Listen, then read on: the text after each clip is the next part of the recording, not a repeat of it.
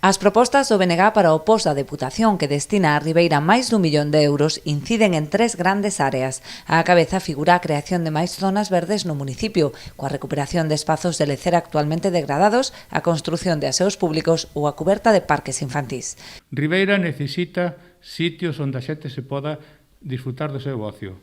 onde poida esparcirse, onde poida relacionarse ao aire libre.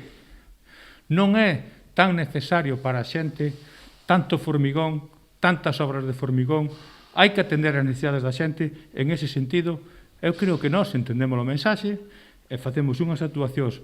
nas parroquias de Ribeira, en todas, ou as propoñemos, que creo que están orientadas en ese sentido. Outro dos eixos da proposta nacionalista xira en torno ao reforzo da seguridade viaria nas parroquias, recollendo as demandas transmitidas polos veciños. Se debería dotar de beirarrúas, por exemplo, a estrada de Iñeiras en Olveira, a pavimentación da estrada de Lixó a Valteiro en Oleiros, ou tamén a renovación completa da Rúa das Sidreiras